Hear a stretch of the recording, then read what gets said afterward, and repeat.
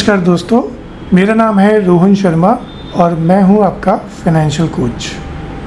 आज हम बात कर रहे हैं स्टॉक मार्केट बेसिक मॉड्यूल में मॉड्यूल नंबर 7। ये मॉड्यूल बहुत इंपॉर्टेंट मॉड्यूल है और आगे जाके हम इस पे एडवांस लेवल का भी एनालिसिस स्टार्ट करेंगे। स्टॉक मार्केट एनालिसिस इसलिए इम्पॉर्टेंट है बिकॉज शेयर बाज़ार एक ऐसा मार्केट है जो कि स्टेबल मार्केट नहीं है, और स्टेबल मार्केट जब नहीं है और रिस्क और रिवॉर्ड भी अगर फिक्स नहीं है तो हमें डिसीजन मेकिंग करनी पड़ेगी कि हमें कौन से समय में किस टाइमिंग्स में मार्केट्स में इन्वेस्ट करना पड़ेगा।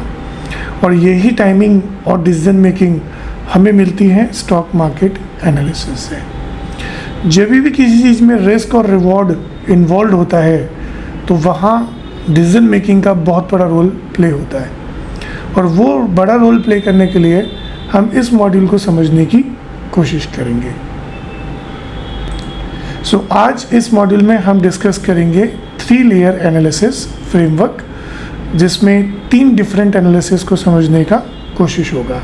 पहला इकोनॉमिक एनालिसिस, दूसरा फंडामेंटल एनालिसिस और तीसरा टेक्निकल एनालिसिस।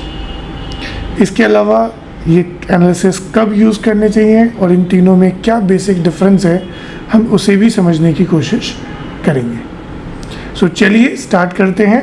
इन सभी एनालिसिस को बारी बारी लेते हैं और समझने की कोशिश करते हैं कि तीनों एनालिसिस में हम कैसे एक्सपर्टीज़ ले सकते हैं और ये तीनों analysis day to day life में आपकी कैसे मदद कर सकते हैं for decision making, for entry exits, for asset allocation और for portfolio management.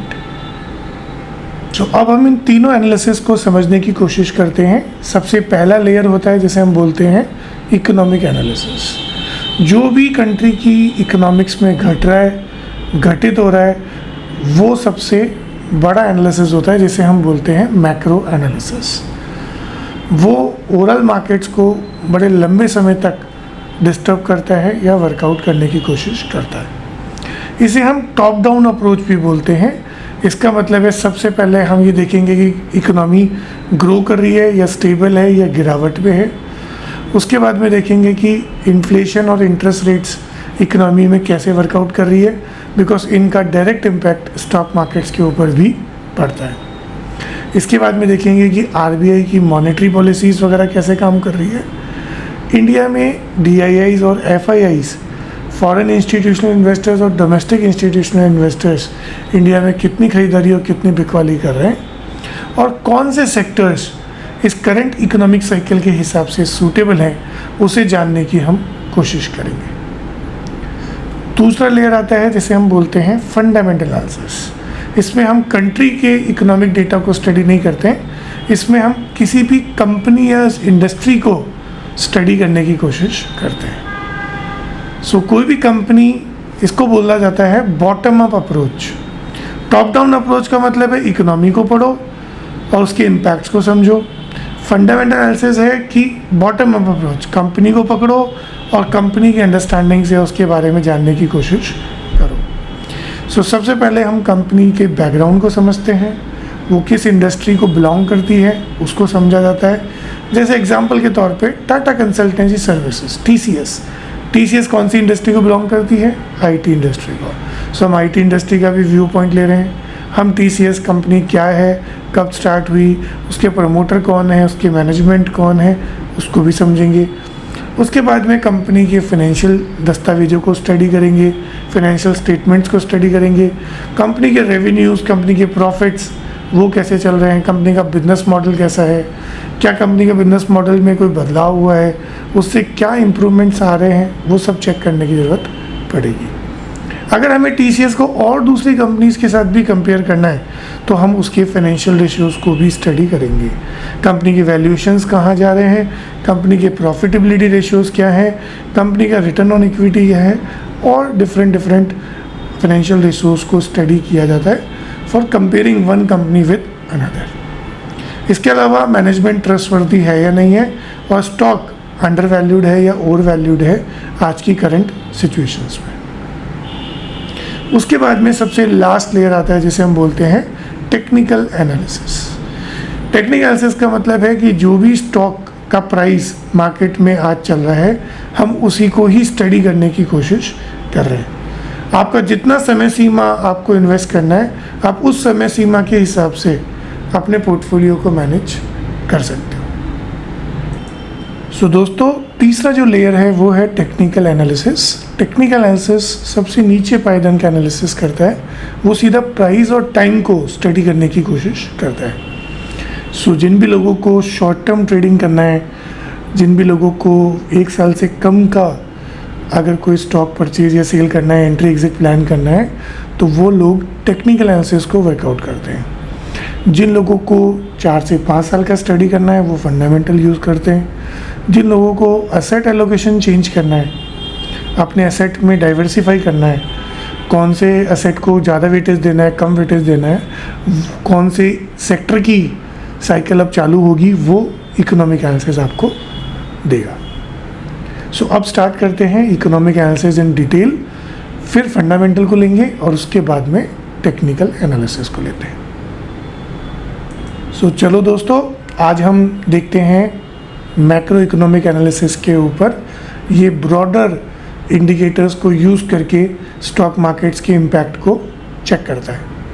So macro economic analysis का मतलब है कि हम इकोनॉमी, किसी भी कंट्री की इकोनॉमी का ओवरऑल हेल्थ, ओवरऑल जो उसके इंडिकेशंस है उसको समझ के ये चेक करते हैं कि वो कैसे स्टॉक मार्केट्स को इफ़ेक्ट करेगा।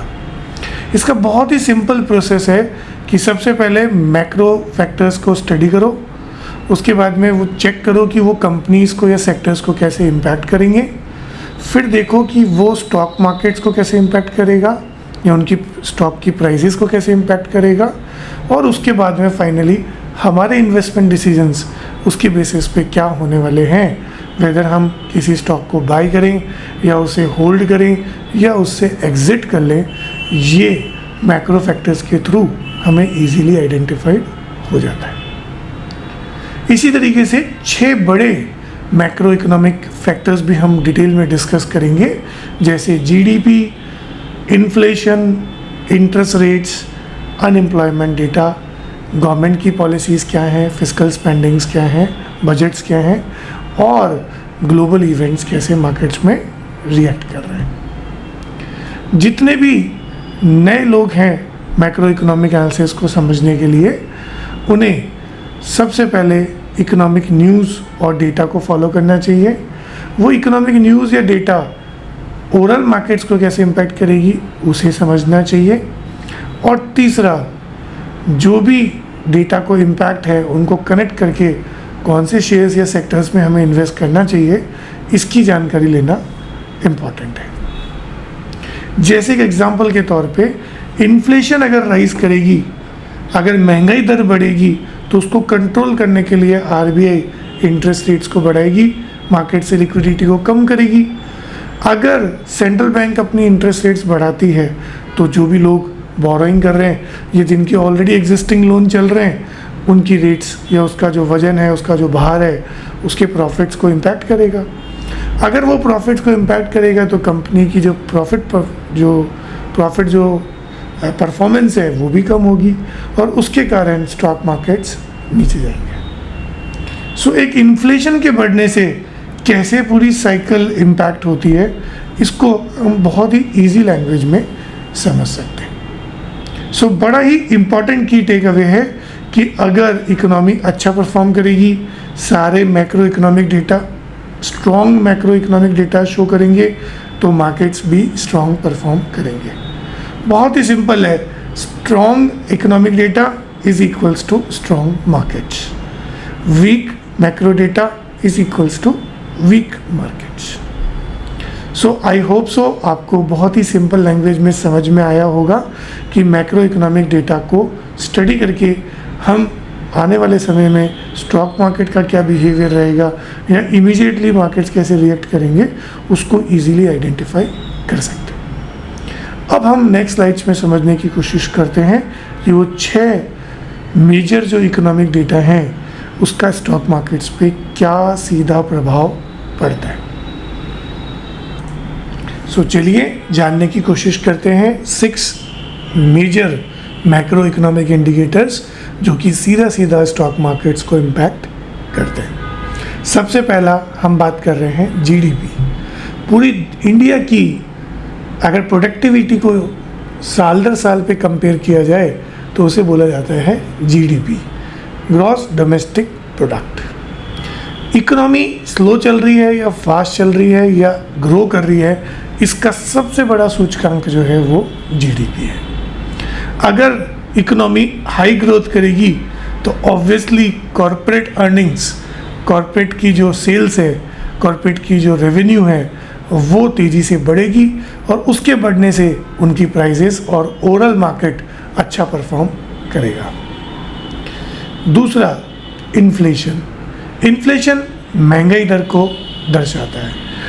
अगर रोज़मर्रा की चीज़ें की प्राइसेस अगर बहुत तेज़ी से बढ़ेंगी तो वो एक हाई इन्फ्लेशन क्रिएट करेगी। हाई इन्फ्लेशन क्रिएट होने से कंजम्पशन पे इम्पैक्ट आएगा और वो कंजम्पशन इम्पैक्ट ओवरऑल मार्केट की जो ग्रोथ है, उसकी जो कंजम्पशन स्टोरी है, उसको इम्पैक्ट करेगा। हमने अभी लास्ट एग्जांपल में भी देखा था कि अगर इन्फ्लेशंस बढ़ेंगी तो इंटरेस्ट रेट्स भी बढ़ेंगी। इंटरेस्ट रेट बढ़ने से कंपनीज़ के प्रॉफिट भी डिस्टर्ब होंगे। कंपनीज़ के प्रॉफिट अगर डिस्टर्ब होंगे तो ओवरऑल मार्केट भी डाउन होगा। तो हम ये कह सकते हैं कि अगर इन्फ्लेशन बढ़ेगा और अगर जीडीपी घटेगी तो ये बहुत तेज़ी से स्टॉक मार्केट्स को नीचे लेके आएगा। तीसरी बात है इंटरेस्ट रेट्स। इंटरेस्ट रेट सीधा जीडीपी और इन्फ्लेशन के ऊपर डिपेंड करता है। अगर जीडीपी नीचे जा रहा है और इन्फ्लेशन बहुत तेज़ी से ऊपर जा रहा है तो इस भयावह स्थिति को कंट्रोल करने के लिए आरबीआई को इंटरेस्ट रेट इमीडिएटली बढ़ाना पड़ेगा और वो इमीडिएटली इंटरेस्ट रेट बढ़ाने से कंपनीज़ के प्रॉफिट बहुत तेज़ी से नीचे आएंगे और ओवरऑल स्टॉक मार्केट्स भी नीचे आने की कोशिश करेगा। यस, अब जानते हैं fifth point, crude oil prices के ऊपर। आपको सभी को पता है कि अभी रिसेंट टर्म्स में भी ईरान फाइट के बाद में क्रूड ऑयल बढ़ने से स्टॉक मार्केट्स कितना ज़्यादा इम्पैक्ट हुआ। आज की तारीख में क्रूड ऑयल और स्टॉक मार्केट का डायरेक्ट कोरिलेशन है। अगर क्रूड प्राइस बढ़ेगी, क्योंकि इंडिया की डिपेंडेंस क्रूड के ऊपर काफ़ी ज़्यादा है, तो इन्फ्लेशन में भी बढ़ोतरी होगा और अगर इन्फ्लेशन में बढ़ोतरी होगा तो स्टॉक मार्केट्स नेगेटिवली इम्पैक्ट करेंगे। इसके बाद में दोस्तों सबसे लास्ट ऑप्शन है करेंसी वैल्यू। अगर डॉलर के मुकाबले रुपया लगातार वीक होता जाएगा, $1 के मुकाबले अगर हमें ज़्यादा से ज़्यादा रुपया प्राइस पे करना पड़ेगा तो ये भी हमारे स्टॉक मार्केट्स को बहुत बुरी तरीके से इम्पैक्ट करेगा। अगर करेंसी के प्राइसेस ज़्यादा वीक होंगे इंडिया टर्म्स में तो एफआईआईज़ को बहुत अच्छा मौका मिलेगा अपने इन्वेस्टमेंट्स को एग्ज़िट करने का। और अगर एफआईआईज़ एग्ज़िट करेगी अपने इन्वेस्टमेंट्स को तो आपको सीधा सीधा स्टॉक मार्केट्स डाउन होते हुए दिखेंगे। सो ये वो 6 मेजर इकोनॉमिक इंडिकेटर्स हैं जो कि आपको सीधा सीधा इम्पैक्ट कर सकते हैं इस मार्केट्स प्राइस पे।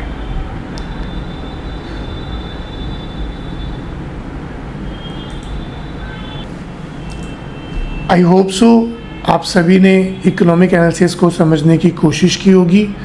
इकोनॉमिक एनालिसिस को अगर आपको और स्ट्रांगली स्टडी करना है तो आप ट्रेडिंग व्यू और ट्रेडिंग इकोनॉमिक्स, इकोनॉमिक एनालिसिस करने के लिए ट्रेडिंग इकोनॉमिक्स सबसे अच्छी वेबसाइट है जिससे आप हर दिन के जो भी इकोनॉमिक डेटा हैं उनको स्टडी कर सकते हैं। वो कैसे स्टॉक मार्केट को इम्पैक्ट करेंगे वो भी आप उसी वेबसाइट पे जाके देख सकते हैं। उनका मोबाइल ऐप भी अवेलेबल है ट्रेडिंग इकोनॉमिक्स के नाम से, आप उसे भी देख सकते हैं। कौन कौन से डेटा आपको मिलेंगे वो मैं मॉड्यूल के अलग से एक वीडियो डाल के आपको दर्शा दूंगा। सो चलिए अब स्टार्ट करते हैं फंडामेंटल एनालिसिस।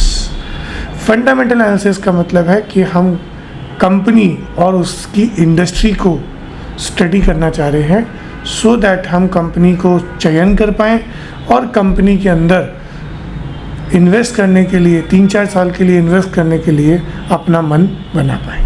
हम एक स्ट्रॉन्ग डिसीजन मेकिंग बना पाएँ कि ये कंपनी फंडामेंटली अच्छी है, वैल्यूएशंस भी ठीक हैं, उसकी और बाकी चीज़ें भी अच्छी हैं तो हम उसके अंदर निडर होके इन्वेस्ट कर सकते हैं। सो चलिए स्टार्ट करते हैं फंडामेंटल एनालिसिस। फंडामेंटल एनालिसिस एक ऐसा प्रोसेस है जिसमें हम कंपनी के इंट्रिंसिक वैल्यू और उसकी अच्छी क्वालिटी को चेक कर सकते हैं। किसी भी कंपनी का फाइनेंशियल हेल्थ, उसका बिजनेस क्वालिटी और उसका वैल्यूएशन, वेदर वो अंडर वैल्यूड है या ओवर वैल्यूड है, इन सभी चीज़ों के ऊपर डिसीजन मेकिंग कर सकते हैं with the help of fundamental analysis. Fundamental analysis इसलिए इम्पॉर्टेंट है क्योंकि अगर आप लंबे समय के लिए इन्वेस्ट कर रहे हैं और अगर आपने एक अच्छी क्वालिटी कंपनी पिक नहीं की तो आपके 4-5 साल वेस्ट भी हो जाएंगे और आपको रिटर्न्स भी उतने अच्छे नहीं मिलेंगे। तो सही रिटर्न्स, सही क्वालिटी कंपनी लंबे समय के लिए अगर हम इन्वेस्ट कर रहे हैं तो फंडामेंटल एनालिसिस करना बहुत आवश्यक हो जाता है। बहुत इम्पॉर्टेंट है कि आप फंडामेंटल एनालिसिस को अपने लॉन्ग टर्म इन्वेस्टमेंट में शामिल कीजिए। जब भी हम फंडामेंटल एनालिसिस वर्कआउट करते हैं हमें 3-4 एरिया में अपने एनालिसिस को लेके जाना होता है। सबसे पहला बिजनेस क्वालिटी, कंपनी क्या है, वो कौन सा बिजनेस करती है, उसका पूरी इंडस्ट्री में कितना होल्ड है, कंपनी का कॉम्पिटिटिव एडवांटेज क्या है पूरे सेक्टर में, ये हमें जानना बहुत ज़रूरी है। इसके बाद में हमें मैनेजमेंट क्वालिटी को भी जानना ज़रूरी है। कंपनी को चलाने वाले लोग, कंपनी अगर एक कार है तो उसको चलाने वाले लोग, जो ड्राइवर है, वो कितने एक्सपीरियंस्ड हैं, कितने ऑनेस्ट हैं और मैनेजमेंट में उनका कितना एक्सपीरियंस है, हमें वो भी देखना बहुत ज़रूरी है। अब कितनी ही महंगी कार लीजिए, अगर ड्राइवर सही नहीं होगा तो कंपनी ज़्यादा समय तक सस्टेन नहीं कर पाएगी। कंपनी ने अपने बिजनेस को कितना डाइवर्सिफाई कर रखा है, शेयर होल्डर्स किस अनुपात में शेयर होल्डिंग पैटर्न्स हैं, इन सब को हम मैनेजमेंट क्वालिटी से आइडेंटिफाई कर पाते हैं। तीसरा इम्पॉर्टेंट एरिया है फाइनेंशियल हेल्थ। इसको हम फाइनेंशियल स्टेटमेंट से भी जांच कर सकते हैं। 3 ऐसे बड़े फाइनेंशियल स्टेटमेंट्स हैं जिसको हमें रेगुलरली चेक करना चाहिए। पहला है प्रॉफिट एंड लॉस स्टेटमेंट, दूसरा है कंपनी के कैश फ्लोज और तीसरा है कंपनी की बैलेंस शीट्स। कंपनी की बैलेंस शीट स्ट्रॉन्ग हो, प्रॉफिट बहुत अट्रैक्टिव हो, कैश फ्लो कंपनी के पास हेल्दी हो और कंपनी का डेट लो रहे, इससे बढ़िया और क्या चाहिए। प्रॉफिट भी बढ़िया, डेट भी, लोन्स भी कंपनी ने कम ले रखे हैं, बैलेंस शीट भी स्ट्रॉन्ग है, प्रॉफिट भी कंसिस्टेंट है, तो कंपनी के बल्ले बल्ले हैं। चौथा एरिया है जिसको हमें समझना पड़ेगा, ग्रोथ पोटेंशियल। अब तक तो कंपनी ने सब कुछ अच्छा किया है, बट आगे जाके इन फ्यूचर में कंपनी क्या नई अपॉर्चुनिटीज़ ग्रैब करना चाहती है, उसका विज़न क्या है, कंपनी के रेवेन्यू ग्रोथ कैसे बढ़ेंगे आगे जाके, इन सब को भी जानना ज़रूरी है। और सबसे आखिरी में आता है वैल्यूएशंस। जिस भी कंपनी के अंदर अगर हम ये चारों चीज़ें कर चुके हैं और कंपनी की वैल्यूएशन भी अच्छी है, कंपनी की मार्केट में प्राइस भी अच्छे लेवल्स पे मिल रही है, तो हमें 101% उस कंपनी के अंदर इन्वेस्ट करना चाहिए। अंडर वैल्यूड कंपनी के अंदर अगर हम इन्वेस्ट करेंगे तो हमें एक अच्छा स्कोप मिलेगा प्रॉफिट अर्न करने का, प्लस हम कम समय में, कम टाइम के अंदर ज़्यादा प्रॉफिट अर्न कर पाएंगे। आप ऐसे समझिए कि एक ओवर वैल्यूड कंपनी को अगर हमने इन्वेस्ट किया और हमें एक एक्स रिटर्न चाहिए तो हमें हो सकता है 7 से 8 साल उसको होल्ड करना पड़े।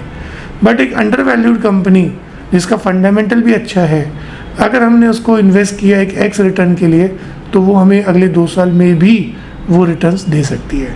सो ओवर वैल्यूड कंपनी में इन्वेस्ट करने से 7 साल के लिए हमें वेट करना पड़ा एक एक्स रिटर्न पाने के लिए, और अंडर वैल्यूड कंपनी के अंदर क्योंकि वो ऑलरेडी सस्ती थी, हमने उसके अंदर इन्वेस्ट किया तो उसने 2 साल में ही हमें वो सेम एक्स रिटर्न्स दे दिए जो कि ओवर वैल्यूड ने 7 साल में दिया था।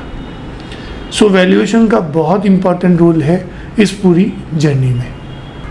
सो दोस्तों, अब हम जानने की कोशिश करेंगे कि कोई भी बिजनेस की क्वालिटी कैसी है। उसको जानने के लिए 5 पैरामीटर्स हमें ध्यान रखना चाहिए। सबसे पहला, इंडस्ट्री।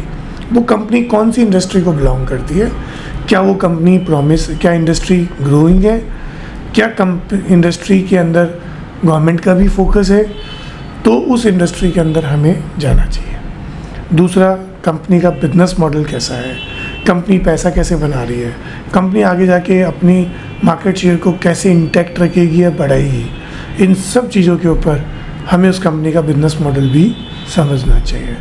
तीसरा है फाइनेंशियल स्टेटमेंट्स।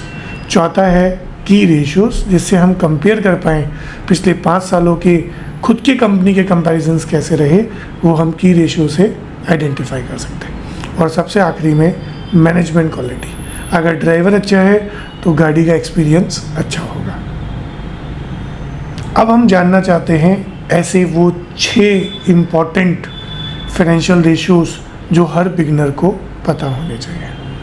किसी भी कंपनी के फाइनेंशियल परफॉर्मेंस को या किसी और दूसरी कंपैरेटिव कंपनी से कंपेयर करने के लिए हमें फाइनेंशियल रेशियोज़ को यूज़ करना चाहिए। सबसे पहला फाइनेंशियल रेशियो है करंट रेशियो। कंपनी अपनी short term obligation, short term liabilities को अपने करंट कैश से बीट कर सकती है, मिलान कर सकती है या मीट आउट कर सकती है। इसको जानने के लिए एक रेशियो है जिसको हम बोलते हैं करंट रेशियो। ये हमें बताता है कि कंपनी की शॉर्ट टर्म फाइनेंशियल हेल्थ कैसी है। जितना ज़्यादा करंट रेशियो होगा उतना ही बेटर कंपनी का फाइनेंशियल हेल्थ शॉर्ट टर्म में होगा। दूसरा रेशियो है जिसे हम बोलते हैं डेट टू इक्विटी रेशियो। आपको पता है इक्विटी मतलब कंपनी की रियल ओनरशिप, डेट मतलब लोन, जो कंपनी लंबे समय के लिए लोन ले रही है अपने बिजनेस को एक्सपेंड करने के लिए। इन दोनों में भी एक अच्छा खासा अनुपात होना चाहिए। कितना डेट कंपनी ने ले रखा है कंपेयर टू ओनर्स मनी, इसको जानने के लिए हम यूज़ करते हैं debt to equity ratio. Total debt divided by share holders equity. मान लीजिए टोटल डेट है 500 करोड़ और टोटल इक्विटी है 2000 करोड़, तो आपका डेट इक्विटी रेशियो है 1:4। ये जितना कम रहेगा उतना बेटर होगा आपके फाइनेंशियल स्टेबिलिटी और लोअर रिस्क के लिए। कोई कंपनी का डेट अगर बहुत ज़्यादा है एज कम्पेयर टू इक्विटी, तो कंपनी कभी भी कोलैप्स हो सकती है। तीसरा रेशियो है जिसे हम कहते हैं रिटर्न ऑन इक्विटी रेशियो। जितना भी नेट प्रॉफिट हमारी कंपनी अर्न कर रही है उसमें शेयर होल्डर इक्विटी को अगर डिवाइड कर दिया जाए तो ये पता लगेगा कि कंपनी में हम जो पैसा लगा रहे हैं उस पैसे से कंपनी हमें कितना प्रॉफिट अर्न करके दे पा रही है। जितना ज़्यादा रिटर्न ऑन इक्विटी होगा उतनी ही ज़्यादा एफिशिएंट होगी कंपनी अपने प्रॉफिट्स जनरेट करने के लिए। चौथा, नेट प्रॉफिट मार्जिन्स। हम जितनी सेल्स कर रहे हैं उस सेल्स के मुकाबले में हमें नेट कितना प्रॉफिट मिल पा रहा है, ये हमारी कंपनी की एबिलिटी होगी। जितना ज़्यादा नेट प्रॉफिट होगा कंपनी का सेल्स के ऊपर, कंपनी उतना तेज़ी से ग्रो करेगी।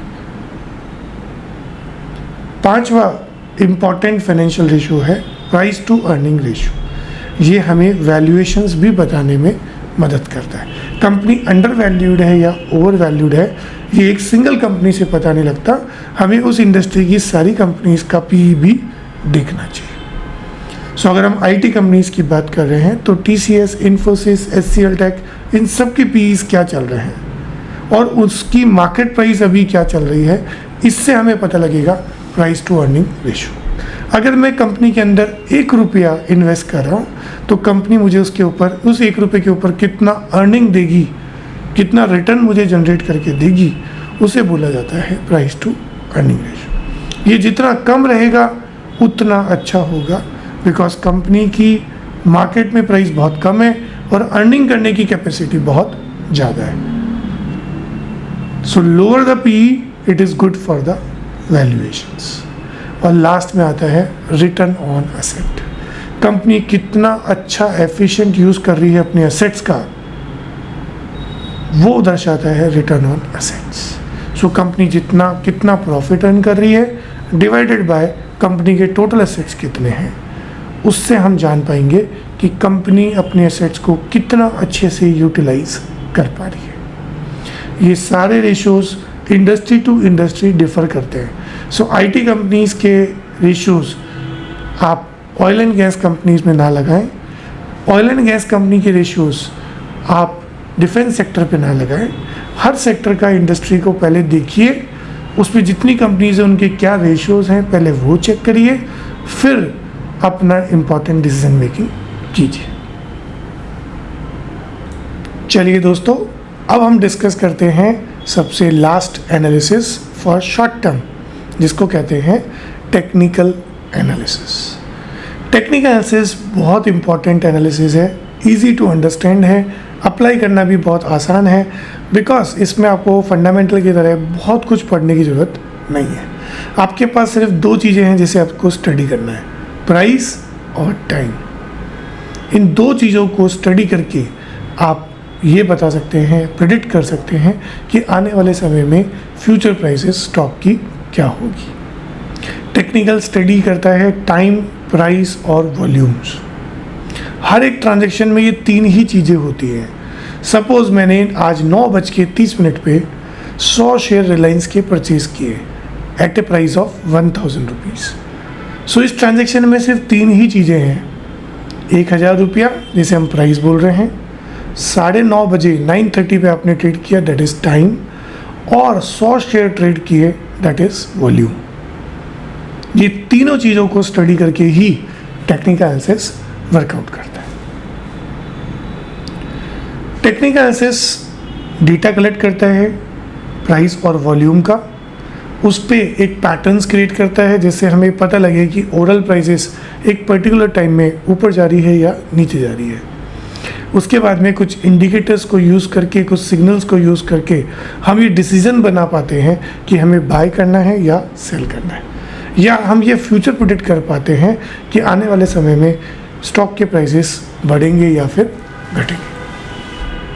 आई होप सो आपको ये समझ आया होगा, और ये सबसे इजी वे है प्राइस को एनालिसिस करने का। टेक्निकल एनालिसिस के कुछ कोर प्रिंसिपल्स हैं जो वो एज ए एजम्पशन मानता है। वो ये मानता है कि आज हम जो भी प्राइस देख रहे हैं उसके अंदर सारी न्यूज़ और इवेंट्स अब तक की फैक्टर हो चुकी है। मतलब अभी जो मैं लेटेस्ट प्राइस देख रहा हूँ उसमें सारी खबरें, जो अब तक की जितनी भी खबरें आ चुकी हैं वो सब डिस्काउंटेड हो चुकी है। दूसरी बात, प्राइस एक ट्रेंड को फॉलो करती है, एक पैटर्न को फॉलो करती है। तीसरी बात, हिस्ट्री रिपीट करती है अपने आप को।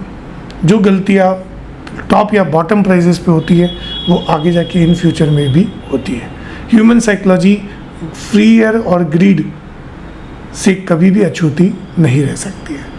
और लास्ट, आप जो भी प्राइस मूवमेंट कर रहे हैं, अगर उसमें वॉल्यूम कन्फर्मेशन नहीं है, अगर उसमें टर्नओवर्स या पार्टिसिपेशन नहीं है, तो कोई भी प्राइस सस्टेन नहीं कर पाएगी।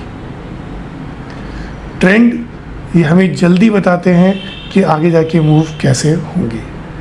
सपोर्ट एंड रेजिस्टेंस हमें बताते हैं कि हमारी एंट्री और एग्जिट्स कैसे होने वाली है।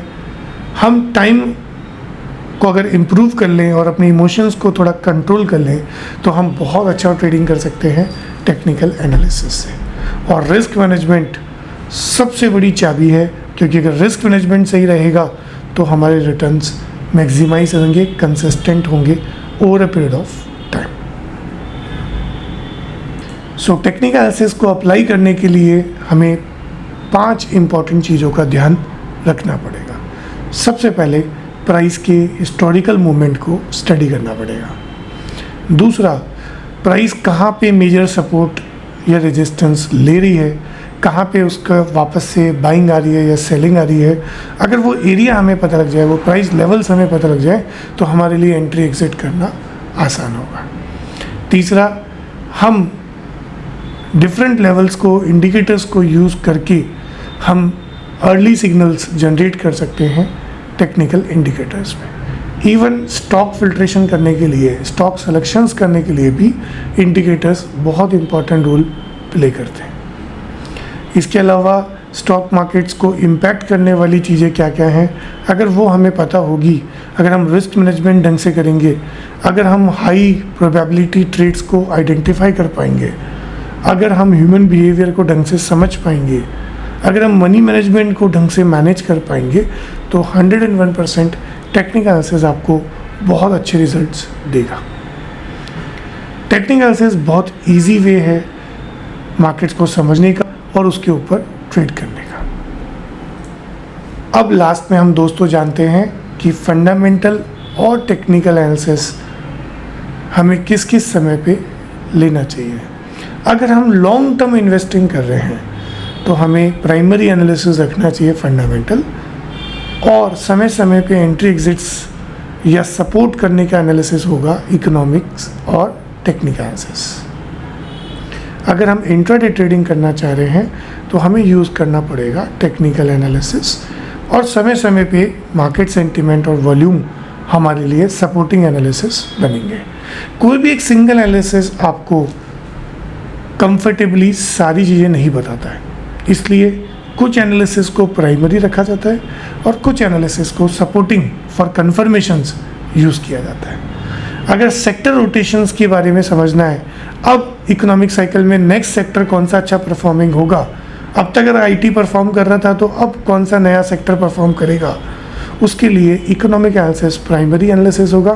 फंडामेंटल से हम क्वालिटी स्टॉक्स चूज़ कर पाएंगे। स्विंग ट्रेडिंग, अगर आप 3 दिन से लेके 15 दिन के बीच में ट्रेडिंग करना चाहते हैं तो टेक्निकल एनालिसिस आपका प्राइमरी एनालिसिस होगा, और फंडामेंटल एनालिसिस से हम एक अच्छी क्वालिटी कंपनी चूज़ कर सकते हैं। आईपीओ को अगर इवैल्यूएट करना है, कोई भी कंपनी अगर फंड रेज करने के लिए आ रही है प्राइमरी मार्केट्स में, तो उसके लिए फंडामेंटल एनालिसिस प्राइमरी एनालिसिस होगा, सपोर्टिंग एनालिसिस होगा इकोनॉमिक या सेक्टर एनालिसिस। मार्केट अगर क्रैश हो रहे हैं तो हमें कौन से सेक्टर या कौन सी कंपनी को बाय करना है, उसके लिए इकोनॉमिक एनालिसिस होगा प्राइमरी, और टेक्निकल एनालिसिस होगा। इंडेक्स के ऊपर हम टेक्निकल एनालिसिस करेंगे जिससे हम इमीडिएट रिवर्सल्स को देख पाएँ। और अगर आपको ब्लू चिप कंपनीज के अंदर सिप इन्वेस्टमेंट करना है तो आपको यूज़ करना पड़ेगा फंडामेंटल एनालिसिस या मिनिमम एनालिसिस, और आपको जस्ट निफ्टी 50 ETF को परचेज करना है and all things will be gone. So passive investment करने के लिए आपको बहुत सारे एनालिसिस की ज़रूरत नहीं है, बट अगर आप एक्टिव इन्वेस्टिंग कर रहे हैं तो आपको 101% इन तीनों एनालिसिस को साइमल्टेनियसली स्टडी करना पड़ेगा। आई होप सो आपको आज का लेक्चर बहुत इंटरेस्टिंग लगा होगा। आपको टेक्निकल या फंडामेंटल समझने की और ज़रूरत पड़ रही होगी, तो आने वाले समय पे हम स्किल इन्वेस्ट पे आपके लिए लाएंगे लाइव सेशंस और रिकॉर्डेड लेक्चर्स भी तीनों टाइप ऑफ एनालिसिस के ऊपर। सो बने रहिए और आगे के मॉड्यूल्स समझते रहिए, it will be good for us. So हम अब रिकैप करते हैं और की टेक अवेज लेते हैं आज के लेक्चर का। इकोनॉमिक एनालिसिस मैक्रो डायरेक्शंस को बताने के लिए काम आता है, सेक्टर्स पे फोकस करने के लिए काम आता है। फंडामेंटल एनालिसिस कंपनी पे फोकस करता है, उसके बिजनेस पे फोकस करता है। टेक्निकल एनालिसिस प्राइस, वॉल्यूम और टाइम को स्टडी करता है और प्रिडिक्ट करता है फ्यूचर प्राइस मूवमेंट्स को। इसके अलावा आज का होमवर्क बहुत इंपॉर्टेंट है। ट्रेडिंग इकोनॉमिक्स आपको समझना है for the purpose of economic analysis.